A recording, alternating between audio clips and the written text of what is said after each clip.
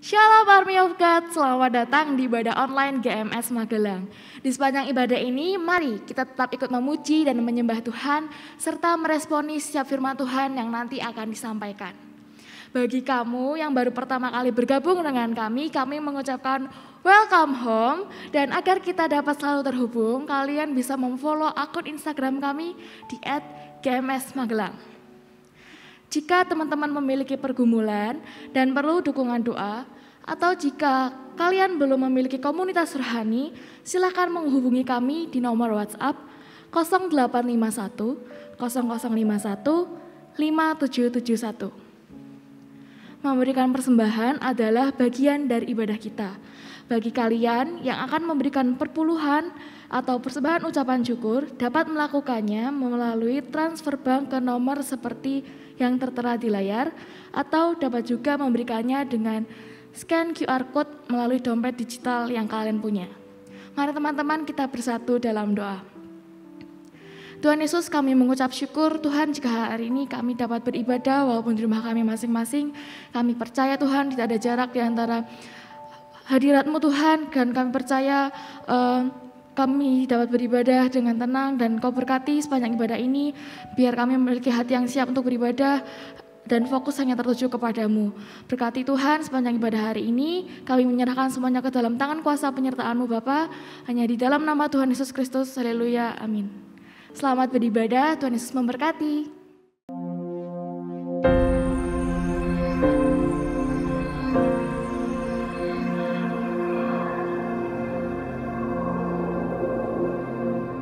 Orang yang suka memuji akan kuat roh doanya. Orang yang berdoa pasti berakhir memuji. Karena Allah bertata di atas pujian. Siapa memuji, Allah mengatasi hidupnya.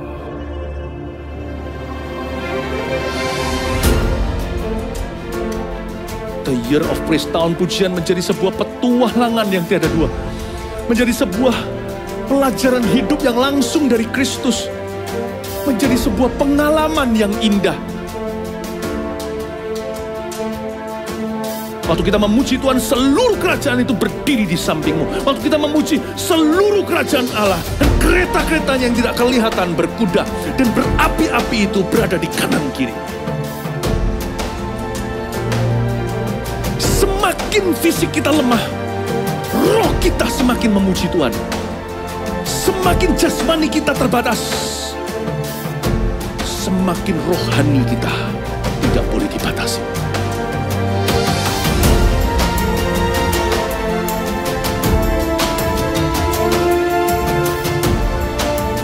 Welcome to the Year of Praise and Provision.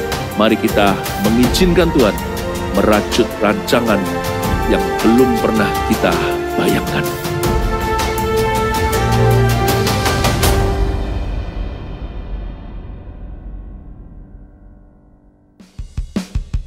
Shalom Army of God, mari kita muji Tuhan bersama-sama, amin.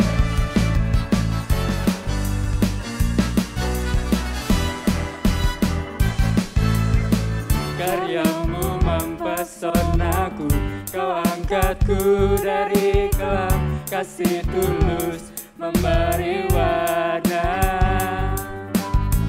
Kau buang semua gelisah, Kau beriku sukacita, Kau buatku selalu tertawa. Kau taruh lagu baru dalam hatiku, mulutku bersorak puji namamu. Dari hatiku mengalir pujian bagimu, oh sukacita rohmu hadir di sini, dan ku menari memuji di hadapanmu Yesus. Sukacita rohmu hadir di sini. Mari bersukacita bersama-sama. Sing with me. Karyamu mempesonaku, Kau angkatku dari kelam, kasih tulus memberi warna. buang semua gelisah. Kau beriku sukacita, kau buatku selalu tertawa. Kau taruh lagu baru dalam hatiku. Mulutku namamu, dari hatiku mengalir pujian bagimu. Oh, sukacita Rohmu hadir di sini, dan ku menari memuji di hadapanmu Yesus. Sukacita Rohmu hadir di sini. Hey.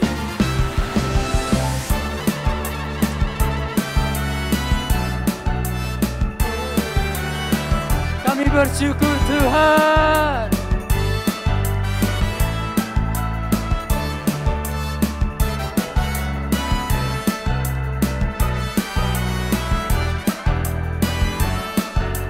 Come on.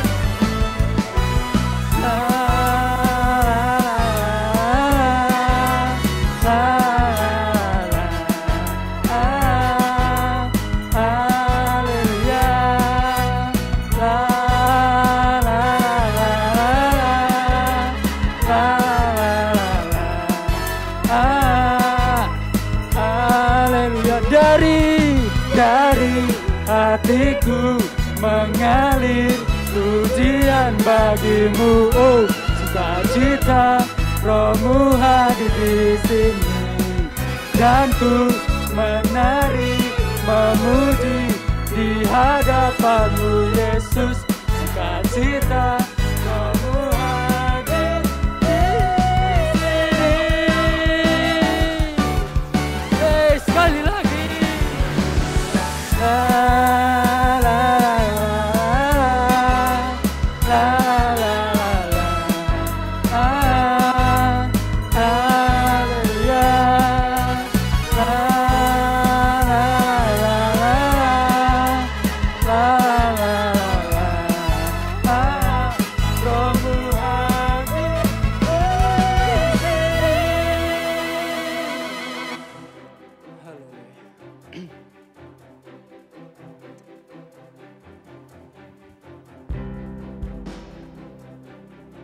Bekerjalah ya Roh Kudus setiap kami. Roh Kudus hadir di sini, pribadi yang menawan dan suci. Ku rindu mendekat, mengerti hatimu, berjalan dalam kehendak-Mu. Roh Kudus manis dan lembut, penolong yang sejati dan suci. Ku rindu mendekat, mengerti hatimu, berjalan dalam kuasa-Mu. Bekerjalah ya Roh Kudus, bertata lebih lagi urapan-Mu, lawatan-Mu. Kaulah yang ku perlu, Kau terutama di hidupku.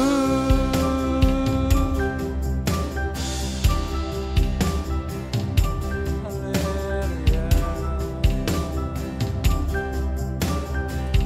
Roh Kudus manis dan lembut, Roh Kudus manis dan lembut, penolong yang sejati dan suci.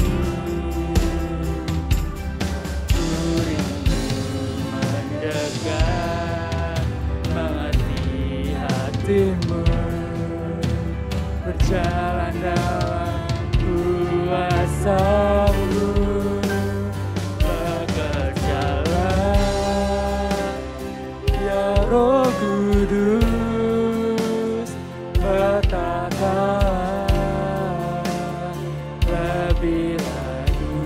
urapanmu,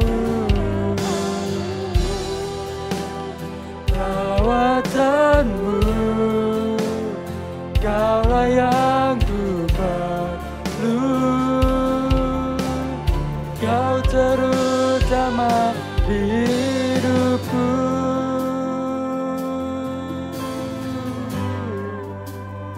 Kau yang kami perlukan, Tuhan. Bekerjalah, ya Roh Kudus. Penuhi kami Tuhan. Mari semeriah, kami bersyukur padamu. Haleluya, Tuhan. Penuhi kami, penuhi hati kami. Haleluya. Oh, bekerjalah, bekerjalah, ya Roh Kudus, bertahtalah. Lebih lagi urapanmu, lawatanmu, Kaulah yang ku perlu. Kau terutama di hidupku.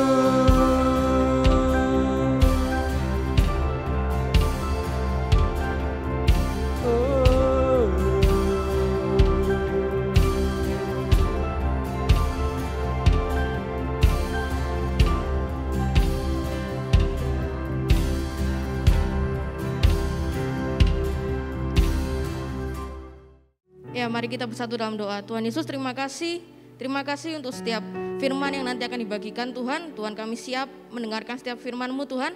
Pakai setiap tanah hati kami Tuhan. Biarkanlah menjadi tanah hati yang siap untuk Engkau bentuk Tuhan. Siap untuk Engkau pakai Tuhan. Berdoa untuk setiap Army of God di tempat ini Tuhan yang mendengarkan firman ini Tuhan. Engkau memberkati mereka satu persatu Tuhan. Kami percaya enggak ada batasan, enggak ada jarak. Tapi kami percaya Tuhan hadirat-Mu hadir di setiap rumah-rumah yang ada Tuhan. Terima kasih. Kami siap untuk mendengarkan firman Tuhan di dalam nama Tuhan Yesus. Haleluya. Amin. Ya, Shalom Army of God. Ya, perkenalkan nama saya Evelyn. Ya, saya di sini dipercaya untuk membagikan sedikit sharing yang ada. Kita langsung mulai aja ya. Jadi slide yang pertama, ya teman-teman tahu ya, di sini ada gambar Indomie. Nah, semua orang itu pasti suka dengan yang namanya mie instan atau bisa disebut juga dengan Indomie.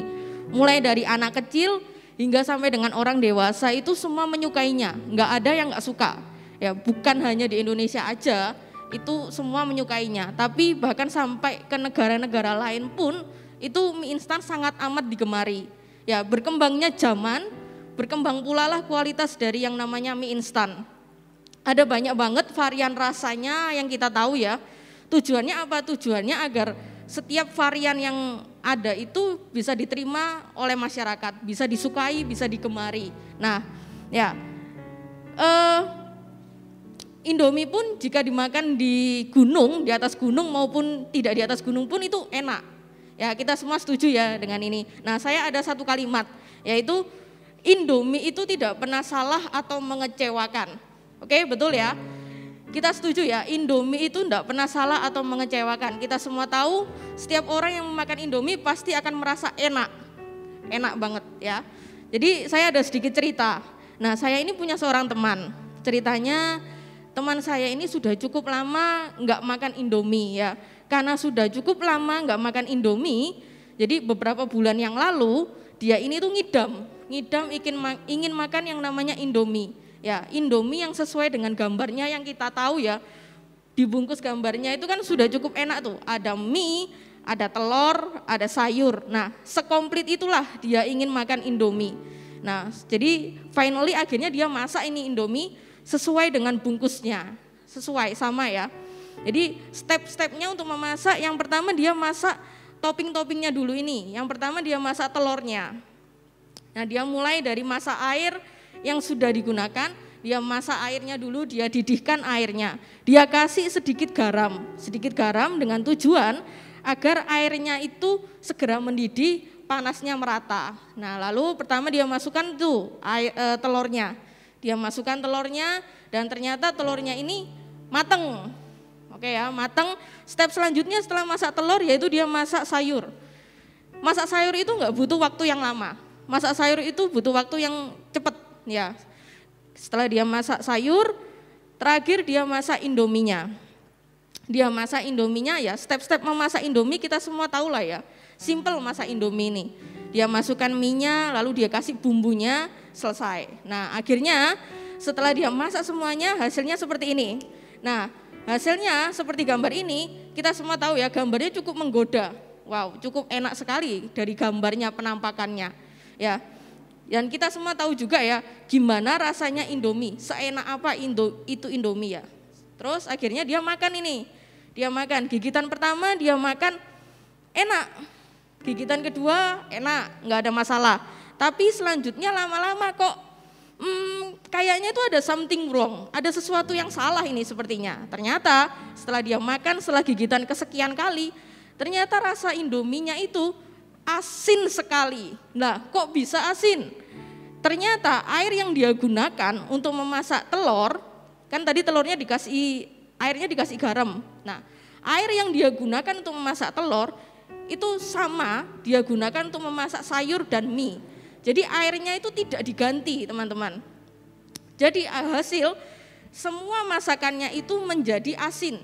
Tidak cuma telurnya, tapi sayur dan mie-nya pun juga keasinan semuanya. Ya, Indomie jika dimasak sesuai dengan cara memasaknya itu pasti enak. Pasti.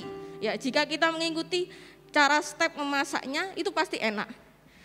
Tapi Indomie bisa menjadi tidak enak jika kita itu memasaknya salah. Indomie bisa menjadi keasinan ataupun Indomie bisa menjadi lembek, itu karena kita masaknya yang mungkin terlalu lama atau keasinan. Nah, sama halnya dengan sosial media teman-teman. Sosial media itu tidak pernah salah, sosial media itu nggak pernah mengecewakan, tidak pernah. Sosial media itu hanyalah sebuah wadah atau media yang digunakan oleh semua orang termasuk kita ini di tempat ini sebagai tempat untuk bersosialisasi secara online tanpa dibatasi ruang dan waktu. Ya, sosial media bisa menjadi salah, bisa karena kita sebagai usernya yang menggunakannya dengan salah. Sama seperti tadi Indomie nggak pernah salah, produknya tidak salah. Yang salah siapa? Kita yang memasaknya dengan salah. Sosial media pun sama seperti itu ya. Nah, di bulan Agustus ini kita belajar, Army of God belajar untuk menjadi seseorang yang berdampak atau influensial ya. Dan minggu lalu Stefani pun sudah sharing tentang public speaking, bagaimana cara untuk bisa berbicara di depan banyak orang. Ya, lalu minggu yang lalu lagi Vega dan Stefani juga berbicara tentang expert, tentang mengelola talenta yang ada. Dan hari ini kita sama-sama belajar yaitu bagaimana cara mengelola sosial media yang baik. Dan judul khotbah untuk hari ini yaitu Aku dan Gawaiku. Oke. Nah, teman-teman tahu enggak apa itu gawai? Mungkin generasi Z sudah cukup erat ya kaitannya dengan gawai. Nah, gawai itu menurut Wikipedia yang saya dapatkan, gawai itu adalah perangkat masa kini yang tercipta seiring berkembangnya teknologi atau bahasa gaulnya yang sering kita dengar, gawai itu adalah gadget ya. Gadget saat ini kita semua lah ya, kita semua punya yang namanya gadget. Gadget itu contohnya kayak ini handphone ataupun komputer ataupun tablet ataupun laptop. Nah, itu gadget. Nah, di dalam gadget setiap kita ini masing-masing pasti ada aplikasi sosial media, pasti ada. Nah, saat ini kita mau sama-sama belajar untuk mengelola sosial media yang kita miliki, menjadikannya berkat bukan hanya untuk diri kita sendiri, tapi juga untuk orang lain. Oke? Ya. Siapa teman-teman yang saat ini lahirnya di antara tahun 97 sampai 2012. Bisa angkat tangan? Ya, kalian bisa angkat tangan di rumah masing-masing ya. Banyak dari AOG, banyak dari Army of God GMS Magelang yang saat ini berusia kurang lebih di bawah 25 tahun. Ya. Dan kalian tahu nggak kalian ini termasuk ke dalam generasi apa? Nah, kalian ini yang berusia di usia kurang dari 25 tahun adalah generasi Z. Generasi Z adalah generasi yang lahir dalam rentang tahun 97 sampai 2012. Generasi Z disebut juga I generation, yang artinya generasi net atau generasi internet. Nah, apapun yang dilakukannya itu selalu berhubungan dengan dunia maya. Itu adalah generasi Z. Saya ada beberapa karakteristik dari generasi Z yang saya dapatkan melalui Wikipedia. Ada 4 hal karakteristik dari generasi Z. Kita mau sama-sama belajar ya. Yang pertama, generasi Z adalah generasi pertama dari dunia digital yang mahir akan teknologi informasi dan berbagai aplikasi komputer. Wow, luar biasa loh. Kalian ini adalah generasi pertama yang sudah melek akan namanya teknologi. Ya, ada sebuah studi yang menemukan bahwa 1/5 dari generasi Z ini mengalami gejala negatif ketika dijauhkan dari perangkat smartphone. Lah, kenapa bisa seperti itu? Karena generasi Z itu merasa dan menganggap bahwa smartphone atau media sosial itu tidak dilihat sebagai sebuah perangkat, tetapi lebih kepada cara hidup. Jadi, jika sewaktu-waktu para generasi Z ini dijauhkan dari smartphone-nya, mereka akan rentan untuk terkena depresi dan rentan terkena anxiety. Ya, 1/5 bisa dibilang, contohnya ada 100 orang dari generasi Z, 1/5-nya berarti sekitar 20 orang itu dia mengalami gejala ini jika dijauhkan dari gadgetnya. Oke. Nah, poin yang selanjutnya, poin yang kedua karakteristiknya yaitu generasi Z terbiasa dengan berbagai aktivitas dalam satu waktu secara bersamaan atau multitasking ya. Contohnya saat sedang sekolah online ternyata bisa disambi sambil main game, contohnya seperti itu. Atau sambil makan ternyata bisa juga nyambi sambil main game dan YouTubean. Ya, ini yang dilakukan oleh generasi Z. Mereka rata-rata bisa mengerjakan pekerjaan lebih dari satu di waktu yang bersamaan. Sama halnya dengan komputer yang kita tahu ya, PC, laptop, mereka bisa mengerjakan program lebih dari satu di waktu yang sama. Ya, sehebat inilah generasi Z. Mereka bisa melakukan multitasking. Nah, hal ini dikarenakan apa? Dikarenakan generasi Z itu ingin sesuatu yang serba cepat dan tidak bertele-tele. Ingin semuanya serba instan, cepat. Akibatnya, para generasi Z itu rata-rata tidak menghargai proses yang ada. Karena mereka cenderung menjadi seseorang yang individualis dan egosentris. Oke, selanjutnya poin yang ketiga, karakteristik generasi Z yaitu sangat suka berkomunikasi dengan semua kalangan khususnya lewat jejaring sosial. Ya, melalui media sosial ini para generasi Z menjadi lebih bebas. Mereka bebas untuk berekspresi dengan apa yang dipikirkan dan dirasa secara spontan. Ada sebuah studi lagi yang mengatakan dan menemukan bahwa hampir setengah dari generasi Z ini terhubung secara online selama kurang lebih 10 jam sehari. Jadi kalau sehari itu ada 24 jam, maka kurang lebih setengah harinya sendiri, hampir setengah hari dihabiskan waktunya untuk online. Karena para generasi Z ini lebih sering menghabiskan waktu sendiri, ya, dikarenakan mereka merasa mereka lebih enjoy untuk mereka bermain dengan gadgetnya masing-masing. Mereka lebih enjoy, mereka lebih nyaman dengan dunianya sendiri. Sehingga rata-rata dari generasi Z itu cenderung kurang dalam berkomunikasi secara verbal. Dan yang terakhir, yang keempat, generasi Z dikenal lebih mandiri dibanding generasi sebelumnya. Ya, ini adalah salah satu hal yang luar biasa yang ada di generasi Z. Mereka itu lebih suka belajar sendiri, mereka lebih suka untuk explore pengetahuan secara sendiri. Atau jika mungkin mereka sedang menghadapi suatu case, suatu kebingungan atau pertanyaan, mereka akan berusaha dengan sendirinya untuk mereka mencari tahu apa jawabannya. Mereka nggak perlu menunggu untuk tanya ke orang lain atau tanya ke orang tua untuk mereka bisa menemukan jawaban, tapi mereka bisa melakukannya sendiri. Mereka bisa mencari tahu sendiri. Ya, ini salah satu karakter yang dipunyai oleh generasi Z, yaitu mereka lebih mandiri akan segala sesuatunya. Nah, kalian tahu nggak siapa sahabatnya generasi Z? Ada yang tahu? Nah, saya kasih tahu ya. Sahabat generasi Z adalah Google. Kok bisa Google? Karena secara nggak langsung, sedikit demi sedikit mereka akan mencari informasi melalui Google atau yang biasa kita kenal Mbah Google, ya teman-teman ya. Karena ya melalui Google kita tahu kita semua bisa mendapatkan banyak informasi dari Google. Ya, ini Google merupakan salah satu sahabat dari generasi Z. Nah, kebetulan bidang saya ini, departemen yang saya pegang di Gereja Mawar Sharon ini adalah departemen multimedia yang setiap hari selalu berhubungan dengan gadget dan sosial media.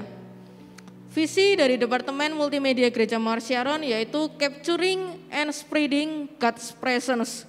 Ya, contohnya video ibadah yang saat ini kita sedang ikuti atau kita sedang tonton melalui media YouTube adalah salah satu media yang kami gunakan sebagai gambaran hadirat Tuhan.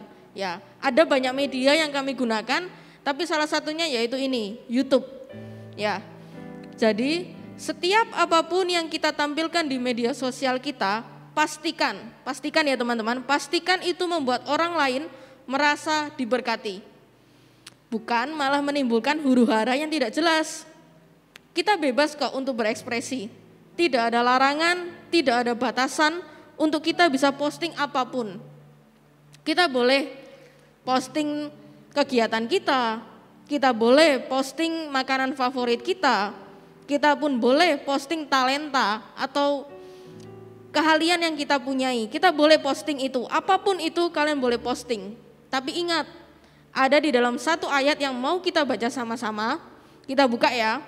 Kita buka di dalam 1 Korintus 10 ayat 23. Kita buka teman-teman, 1 Korintus 10 ayat 23. Kita baca sama-sama ya. Segala sesuatu diperbolehkan, benar, tetapi bukan segala sesuatu berguna. Segala sesuatu diperbolehkan, benar, tetapi bukan segala sesuatu membangun. Kita baca sekali lagi di dalam bahasa Indonesia sehari-hari. Kata orang, kita boleh berbuat apa saja yang kita mau, benar, tetapi tidak semua yang kita mau itu berguna. Kita boleh berbuat apa saja yang kita mau, tetapi tidak semua yang kita mau itu membangun kehidupan kita. Amin. Ya, seperti ayat yang telah kita baca, ya di ayat ini cukup jelas ya, bahwa kita ini bebas untuk berekspresi, bebas untuk posting apapun. Tidak ada batasan dalam memposting di media sosial yang kita punyai. Tapi ingat teman-teman, apapun yang kita posting itu pastikan bahwa segala sesuatunya itu berguna. Pastikan juga bahwa segala sesuatunya itu membangun hidup kita dan membangun hidup orang lain juga. Nah, sosial media ini sepertinya itu sepele, sepertinya itu simple, tapi ia itu mempunyai dampak yang luar biasa besarnya. Kalau kita terimanya positif, itu bisa membangun hidup kita menjadi lebih baik. Kita bisa mendapatkan banyak hal melalui sosial media yang kita punyai. Kita bisa mendapatkan berita, informasi, ilmu pengetahuan melalui media sosial yang kita miliki. Tapi sebaliknya, jika kita terimanya negatif, kita pun bisa hancur karenanya. Saya ada sebuah berita sekitar 1 bulan yang lalu. Ya, berita ini di bulan Juli, yaitu seorang remaja yang tewas terlindas truk di Cikarang dikarenakan konten TikTok malaikat maut. Ya, media sosialnya TikToknya ini tidak salah teman-teman. Tapi Kenapa dia sampai bisa berakhir nyawa yang melayang? Itu karena usernya, karena kita yang menerimanya dengan negatif. Ya, diceritakan melalui berita ini ada seorang remaja usianya 13 tahun, ya kurang lebih mungkin sekitar SMP, yang meninggal terlindas truk di Cikarang dikarenakan challenge malaikat maut. Jadi challenge ini itu menceritakan kita itu berdiri di tengah jalan raya, lalu kita nanti harus minggir dengan cepatnya saat ada kendaraan atau truk yang melintas. Nah, sopir truknya ini kemungkinan miss. Dia tidak mengerem truknya secara mendadak sehingga berakhir menabrak remaja ini. Singkat cerita, remaja ini akhirnya meninggal dikarenakan terlindas truk yang melewat.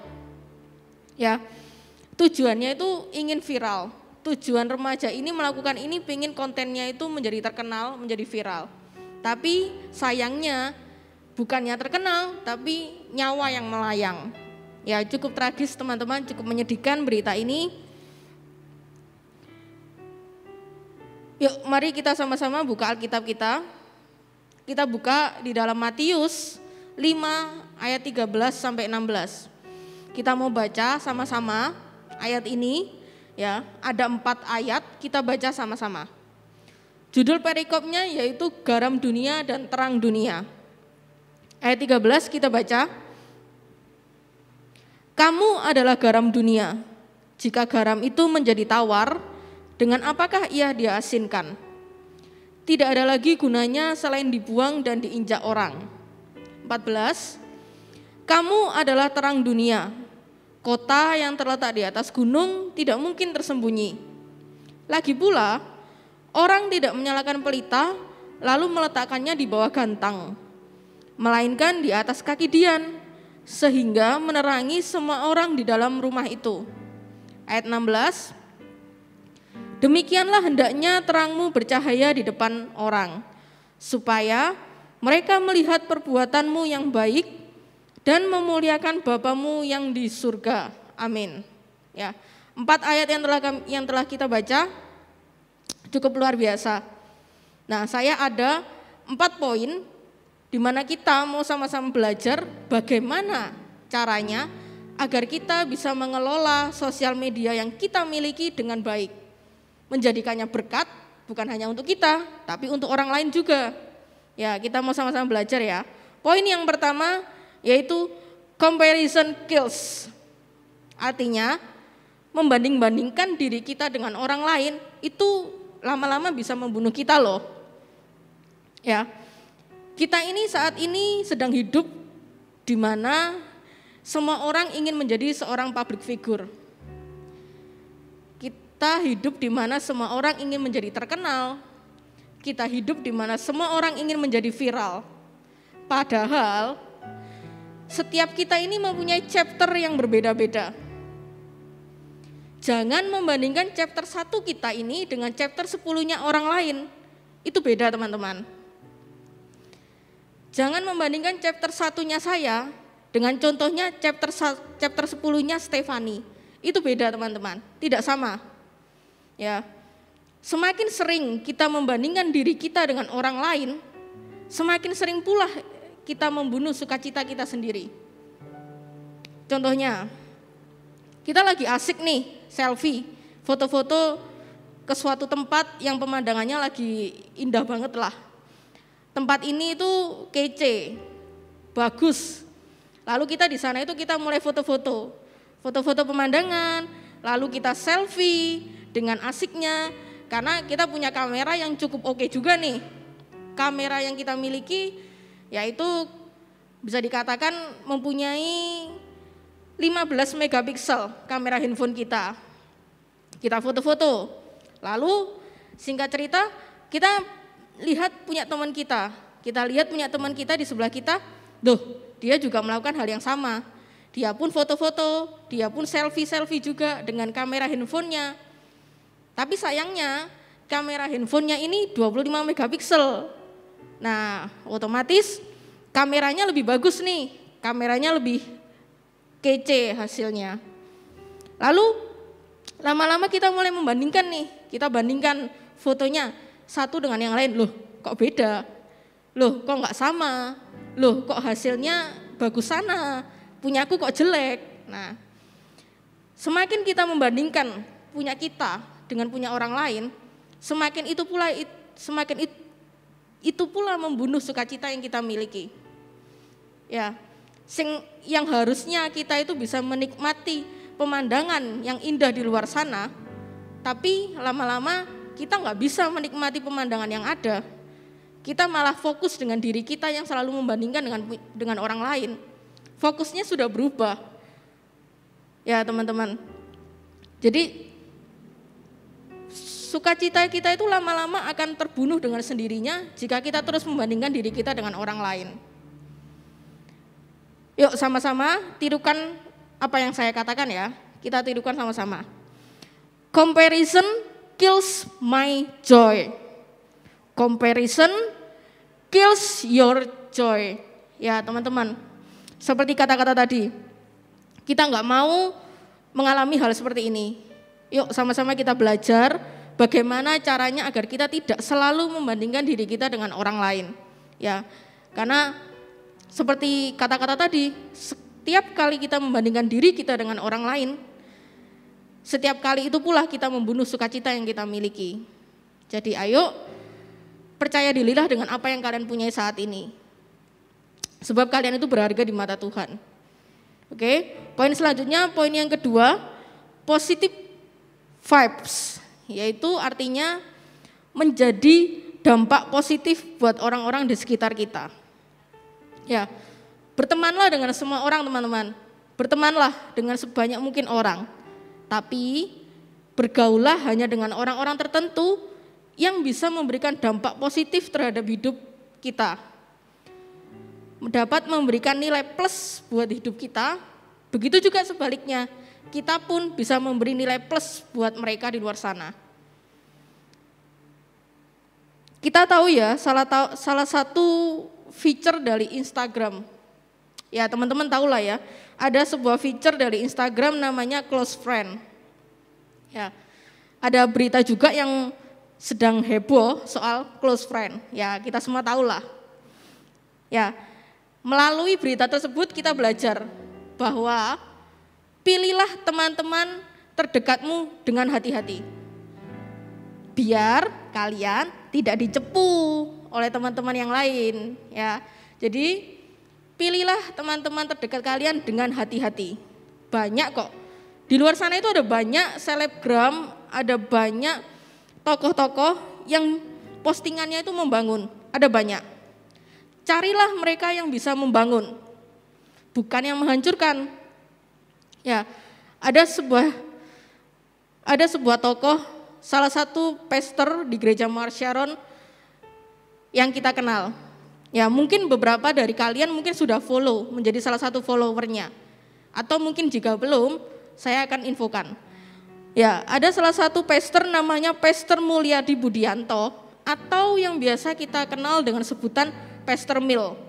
Ya, kita pasti tahu kalau postingannya di sosial media itu simple, just text, hanya sebuah kata-kata tulisan dengan backgroundnya putih. Tapi postingannya itu membangun kita semua, postingannya memberkati kita semua. Ada banyak orang yang merepost postingannya, padahal simple, hanya cuma teks dan background putih.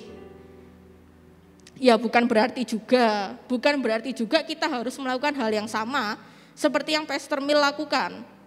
Tidak, bukan berarti juga kalian harus selalu posting ayat-ayat Alkitab untuk kalian bisa di-like banyak orang. Tidak juga. Ya, kalian pun bisa memposting hobi yang kalian miliki. Misalnya kalian pinter masak nih, kalian bisa masak. Postinglah itu, postinglah hasil masakan kalian. Atau kalian bisa menulis, kalian mempunyai kata-kata yang luar biasa, pintar dalam berpuisi. Tidak apa-apa, postinglah itu di media sosial yang kalian miliki. Atau mungkin jika kalian mempunyai suara yang bagus, videokan itu, postinglah di media sosial yang kalian miliki. Tidak apa-apa. Ya, semakin banyak postingan yang kita posting, semakin banyak pula dampak positif atau positive vibe yang kita tularkan buat orang-orang di luar sana. Dan semakin banyak pula pastinya orang-orang yang terinspirasi dengan setiap postingan kita. Jadi postinglah setiap postinganmu itu dengan bijaksana teman-teman. Ya, so keep inspiring. Selanjutnya, poin yang ketiga yaitu no one but God. Ya. Tidak ada yang lain selain Tuhan. Kita ini tidak perlu membuktikan apapun ke semua orang. Kita tidak harus membuktikan kita ini siapa atau kita ini apa ke semua orang di luar sana. Cukup satu aja, yaitu hidup benar di hadapan Tuhan. Ya, hiduplah benar di hadapan Tuhan. Karena kita ini nggak bisa menyenangkan hati semua orang, tidak bisa teman-teman. Bahkan Tuhan Yesus pun itu tidak bisa menyenangkan hati semua orang. Jadi, kenapa kita harus repot-repot untuk menyenangkan hati semua orang? Cukup satu aja, hidup benar di hadapan Tuhan. Sudah. Ya, jadi jangan takut kalau kita ini di-unfollow orang lain, teman-teman. Ya, karena mereka yang unfollow kita ini bukan berarti mereka benci dengan kita kok. Bukan. Bayangin aja. Bayangin jika dulu Tuhan Yesus itu punya Instagram. Coba bayangkan. Sudah pasti followernya itu akan banyak, ya. Nah, kalian udah termasuk salah satu yang follow Tuhan Yesus belum? Kalau belum, ayo join CG. Joinlah CG di AOG GMS Magelang. Ya. Karena saya percaya CG itu adalah sebuah komunitas positif yang di dalamnya kita bisa belajar banyak hal, saling membangun, sharing, dan yang pasti mengalami perubahan kehidupan menjadi pribadi yang lebih baik. Ya, jika kalian sudah aktif di CG, terus lakukan, aktiflah, berbuahlah. Ya, sebarkan hal-hal baik kepada orang-orang di sekitarmu. Jadi, ayo kita follow Tuhan Yesus kita dengan cara join CG, teman-teman. Dan yang terakhir, poin yang keempat yaitu spreading the truth, membagikan kebenaran firman Tuhan. Ya, sama dengan visi multimedia yaitu spreading God's presence. Maka jadikan sosial media kita ini sebagai tempat untuk kita bisa membagikan kebenaran firman Tuhan. Tidak ada larangan untuk berekspresi, seperti yang tadi saya katakan ya, tidak ada larangan. Tapi pastikan segala sesuatu yang kita posting itu berguna dan membangun kehidupan diri kita sendiri dan orang lain. Saat kalian misalnya lagi me time nih ya, lagi main sosial media, apapun itu. Entah itu kalian lagi like, komen, upload, ataupun repost, pastikan kalian itu menjadi netizen yang baik, bukan netizen yang julid. Ya, jadilah netizen yang baik, bukan netizen yang julid. Oke teman-teman, ya 4 poin tadi yang saya katakan, kembali lagi ke 4 poin tadi ya. Yang pertama yaitu comparison kills. Yang kedua, positive vibe. Yang ketiga, no one but God. Dan yang keempat, spreading the truth. Nah, saya ada cara cepat untuk menghafal, biar kita semua nggak bingung. Jadi kita ambil dari abjad yang pertama saja. Yang pertama C, comparison kills. Yang kedua P, positive vibe. Yang ketiga, no one but God. Yang keempat S, spreading the truth. Jadi kalau disingkat menjadi CPNS, ya bukan berarti calon pegawai negeri sipil, bukan. Ya, CPNS itu artinya 4 poin tadi ya teman-teman. Kita mau sama-sama lakukan, kita mau sama-sama kerjakan. Ya, sama seperti yang di awal tadi, teman saya mau masak Indomie. Ya, Indomie itu nggak pernah salah, tidak. Media sosial pun tidak pernah salah. Yang bisa salah, yang bisa membuatnya tidak enak, yang bisa membuatnya mengecewakan, ya kita ini sebagai usernya. Kalau garamnya terlalu banyak, ya keasinan. Tapi kalau nggak ada sama sekali garamnya, maka nggak enak juga rasanya, hambar. Nah, sepenting itu loh garam dalam sebuah masakan. Dia itu tidak perlu banyak, sedikit saja. Tapi dia bisa memberikan rasa, seasoning dalam sebuah masakan. Sama dengan hidup kita, teman-teman. Punyailah dampak seperti garam ini. Jangan menjadi terlalu asin, tapi juga jangan sampai tidak ada, hambar. Sebab kita ini dipanggil untuk menjadi pengaruh, menjadi garam dan terang bagi dunia ini. Ya, kita mau baca lagi ayatnya yang tadi kita telah baca. Kita baca sekali lagi, teman-teman. Kita baca di Matius 5 ayat 13 sampai 16. Kita ganti kata kamu menjadi kita. Ya, kita bacakan ayat 13. Kita adalah garam dunia. Jika garam itu menjadi tawar, dengan apakah ia diasinkan? Tidak ada lagi gunanya selain dibuang dan diinjak orang. 14. Kita adalah terang dunia. Kota yang terletak di atas gunung tidak mungkin tersembunyi. Lagi pula, orang tidak menyalakan pelita lalu meletakkannya di bawah gantang, melainkan di atas kaki dian sehingga menerangi semua orang di dalam rumah itu. 16, kita baca sama-sama. Demikianlah hendaknya terang kita bercahaya di depan orang, supaya mereka melihat perbuatan kita yang baik dan memuliakan Bapa kita yang di surga. Ya, ayat 16 tadi sudah cukup menjelaskan hendaknya terang kita bercahaya di depan orang supaya mereka melihat perbuatan baik kita dan memuliakan Bapa kita yang di surga. Oke, mari kita tutup Alkitab kita dan kita bersatu di dalam doa.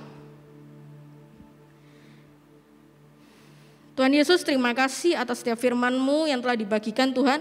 Tuhan, berdoa untuk setiap army of God yang menyaksikan ini Tuhan, biarkanlah mereka mempunyai dampak positif buat orang-orang di sekitar mereka. Biarkanlah mereka juga dapat membagikan kebenaran firman Tuhan, Tuhan. Berkati mereka Tuhan, biarkanlah mereka menjadi pribadi yang utuh Tuhan di dalam-Mu. Jika mungkin ada dari mereka yang mungkin saat ini masih suka membanding-bandingkan diri dengan orang lain, Tuhan, ampuni setiap mereka Tuhan. Kami percaya Tuhan, Engkau akan menggantikan mereka dengan sukacita yang luar biasa Tuhan. Tuhan Yesus, berdoa dimanapun army of God saat ini yang berada Tuhan, berkati mereka dimanapun mereka berada Tuhan. Pulihkan kehidupannya jika mereka mungkin sedang mengalami kebingungan atau tidak tahu harus bagaimana, Engkau yang memulihkannya Tuhan. Kami percaya hadirat-Mu, kami percaya Engkau ada atas setiap army of God di tempat ini Tuhan. Terima kasih Tuhan Yesus. Ini setiap doa kami, Bapa-Mu serahkan dalam tangan-Mu. Di dalam nama Tuhan Yesus, haleluya, amin. Haleluya, puji nama Tuhan, kita bersyukur untuk firman Tuhan yang telah kita dengar pada kesempatan hari ini. Sebab itu mari kita akan terima berkat, biar kiranya setiap hidup kita menjadi benar-benar seperti anak panah di tangan pahlawan, siap untuk dipakai menjadi senjata-senjata kebenaran bagi kemasyhuran nama Tuhan yang telah disebut di dalam setiap hidupan kita, diserukan di dalam setiap hidupan kita. Karena setiap kita adalah milik Tuhan. Mari angkat tangan kita ke atas setiap army of God dan terimalah berkat daripada Tuhan. Bawalah rahmat anugerah dari Allah Bapa dan jadilah garam dan terang dimanapun kau berada. Dan ketahuilah kasih karunia Tuhan menyertai hidupmu dan lakukan apa yang menjadi kehendak Tuhan di dalam hidupmu. Tuhan mau memakai engkau, mengurapi engkau, dan pengurapan Roh Kudus juga selalu ada di dalam hidupmu untuk dipakai menjadi penggenap atas setiap janji firman di dalam setiap hidupmu. Di dalam nama Tuhan Yesus Kristus, haleluya, amin. Haleluya. Tuhan Yesus memberkati.